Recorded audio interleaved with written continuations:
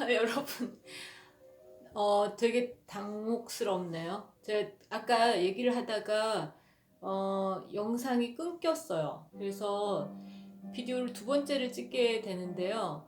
음, 제가 아까 첫 번째 비디오에서 어떤 얘기 하다가 끝났냐면, 이 팬데믹 시대에 뉴 노멀이라고 하는 것이 요구되고 있고, 사실은 이 책이 다루고 있는 시대가 이미 끝나간다라는 얘기를 했습니다. 그러니까 어, 이렇게 말하니까 굉장히 거창하고 막 비극적으로도 들리는데 어, 뭔가 이렇게 지금 코로나19가 전 세계적으로 유행하고 있는 상황은 굉장히 비극적인 상황인데, 제가 이 어떤 시대가 끝난다라고 말할 때는 그 시대의 종언이 꼭 나쁘거나 아니면은 그 종언되고 있는 시대가 꼭 황금 시대다 이런 뜻은 전혀 아니에요.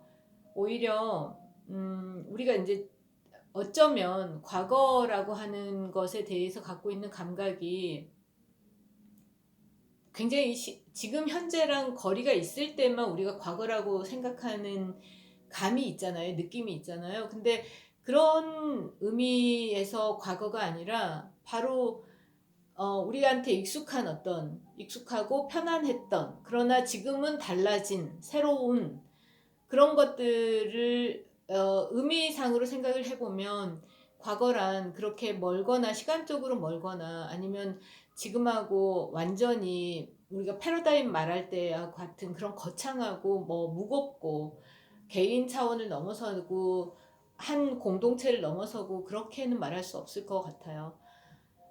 제가 그런데 이제 이 책이 나온 지 얼마 되지 않았는데, 이 책이 마치 과거를 다룬 것처럼, 이건 미술사 책이 아닌데, 미술사 책이 아니라 저는 미학적으로 한 시대가 가지고 있는 어떤 정치, 경제, 사회적인, 그리고 문화적인 조건들의 변화를, 그걸 이제 우리가 토마스 쿤의 용어로 패러다임이란 말을 많이 쓰기 시작했고, 그게 익숙해져 있잖아요. 근데 그런 패러다임이 가진 굉장히 중요한 특성들을 미술을 중심으로 본 게 바로 이 다공예술이라는 책인데요. 그렇지만 그것이 꼭 지금도 이어지고 있냐면 그렇지 않다는 게 이제 제가 첫 번째 비디오에서 말하려고 했던 것들이에요.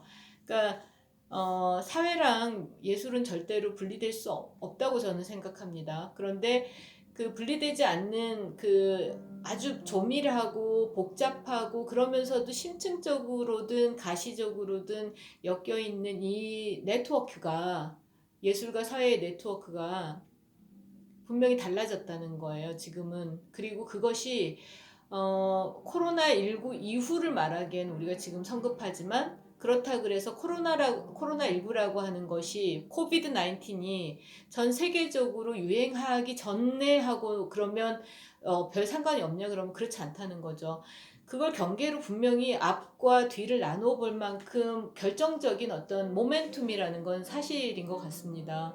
그리고 그런 점에서 오늘 사실 얘기하고 싶었던 거는, 이 책에서 다루고 있는 매체라고 하는 것이 단지 예를 들면 스마트폰이라든가 아니면은 디지털 테크놀로지라든가, 그리고 그 디지털 테크놀로지와 또 비물질적인 것과, 그러면서 어떤 인간 신체를 더 강조하거나 마디를 더 조형화하고 미학화하는 퍼포먼스라든가 이런 장르나 소위 형식이나 스타일의 얘기를 넘어서서 이 책이 다루고 있는 부분은 지난 20여 년간 그리고 한국을 중심으로 봤을 때 전 세계적인 컨템포러리 아트의 경향이 어떻게 달라졌는가인데, 그 경향의 중심축에는 기관, 그러니까 이 책에서 다루고 있는 걸로 치면 국립현대미술관, 그리고 삼성미술관 리움, 그리고 사립미술관으로서의 코리아나 미술관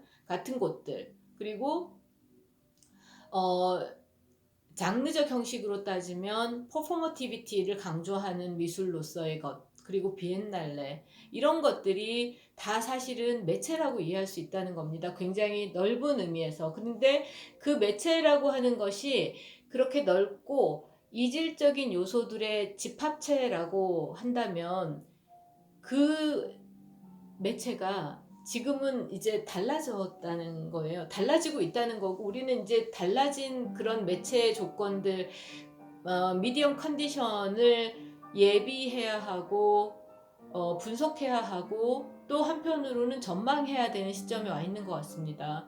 그리고 그런 부분들이 사실 우리나라도 그런 부분들을 되게 이제 발빠르게 준비하고 있지 않습니까? 정부가 뉴딜이라든가 이런 것들을 얘기하고 있잖아요. 그리고 그런 정책이나 이런 방향들에 대해서 포스트 코로나19라고 많은 얘기들을 하고 있죠. 그러니까 코로나19가 지나간 이후에 우리는 이제 지금부터 준비를 해나가야 된다는 것인데, 저는 오늘 그 얘기를 좀 하고 싶어요. 어제 오늘 그 뉴욕타임즈 인터넷판 그 아트 앤 디자인 섹션을 보니까 제가 주목한 기사가 하나 있는데, 유럽 미술관들이 다시 이제 그 문을 열기 시작하고 있다. 그러나 굉장히 조심스럽게 뭔가 이렇게 그 주의 깊게 어떤 상태로, 새로운 규칙의 상태로 뉴 룰을 가지고 뉴 룰로 미술관을 조심스럽게 오픈하고 있다, 이런 기사가 실렸더라고요. 근데 그럼 뉴 룰이 뭐냐라고 할 때 뭐 이제 되게 우리가 상식적으로, 지금 현재 상식적으로 떠올리면 여러분 금방 떠오르는, 마스크를 써야 하고 미술관 안에서 관객들의 그런 사회적 거리두기 같은 것들이 최소 1m에서 2m 사이로 떨어져서 보고, 이런 어떤 규칙들, 그 다음에 반드시 발열 체크를 하고, 그 다음에 일정 정도는 예약을 받고 전시를 관람하게 하고 하는 이런 시스템들에 대한 것들을 이제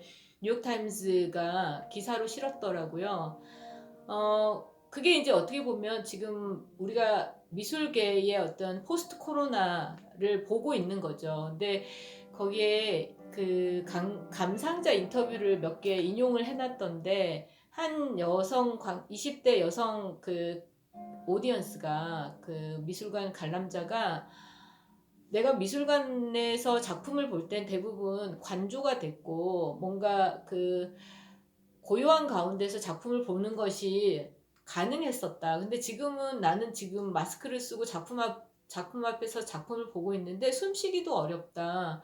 그리고 그렇기 때문에 계속 이렇게 디스트랙션 상태가 된다. 그러니까 방해를 받는다는 거예요, 작품의 감상에서. 근데 그게 바로 이제 그 뉴욕타임즈 아트 앤 디자인 섹션의 그 기사는 그런 어떤 불편함이라든가, 어쩌면 우리한테 그 관습화돼 있던 미술 작품과의 관계 맺기가, 일종의 의사소통이 달라지고 있다는 부분, 그리고 조금 더 불편한 상태로 달라지고 있다는 것을 강조하고 있었는데요. 저는 또 다른 부분에 우리가 주목할 수 있다고 생각해요. 그건 뭐냐면, 온라인 전시들을 많이 하고 있고, 그리고 심지어는 그런 온라인 아트 마켓 같은 것들이 열리고 있는 상황, 그것이 부수적으로, 이전에 코로나19 이전에는 아트 페어라든가 아니면 뮤지엄 전시가 있는데, 그 뮤지엄 전시에 되게 부수적인, 그래서 사실 뭐 갤러리나 미술관들이 돈을 굉장히 많이 들여서 2000년대 초반에 그렇게 디지털 테크놀로지로 VR이라든가 VR 투어 프로그램들을 온라인으로 웹사이트에 만들어 놨지만, 먼지 낀 상태로 거의 보지도 않고 누구도 주목하지 않았던 그런 것들을 지금 이제 오히려 재활성화하는 단계 정도로 생각할 수 있지만, 또 한편으로는 그것이 이제 메인이 될 수도 있다라고 하는, 그게 바로 포스트 코로나 19의 어떤 아트씬이라고 이해할 수 있다는 얘기를 하고 싶습니다. 그리고 그것을 한국도, 우리나라도 그런 부분을 굉장히 준비를 잘 하고 지금 실행하고 있는 거죠. 그래서 제 책으로 다시 돌아오면, 이 책에서 다루고 있는 국립현대미술관은 지난 수십 년 동안 국립현대미술관이 그러니까 그 경복궁에서 시작해서, 그리고 과천관을 통해서 처음으로 독립을 하고, 그리고 그것이 이제 지금은 서울관과 청주에 소위 수장품 보존센터가 생기는 이 정도로 규모가 커지고 굉장히 다원화된 역사를 갖고 있다면 이 책에서 다루고 있는 것은 그렇게 청주의 소위 청주관, 국립현대미술관 청주관에서 작품이 컬렉션 된 거와 동시에 볼 수 있다라고 하는, 감상할 수 있다라는 정도로 다원화됐다는 걸 다뤘다면 오늘날 우리는 지금 현재 우리는 국립현대미술관이 일테면 거리두기 관람의 방식으로 온라인 사전 예약을 통해서 전시를 보십시오라고 하는 새로운 정상성의 상태로 진입했다는 거죠. 그래서 저는 이제 이 책을 계속 강조하고 얘기를 하고 싶지만, 이 책이 다루고 있는 것이 의도하지 않게, 저자의 의도하고도 다르게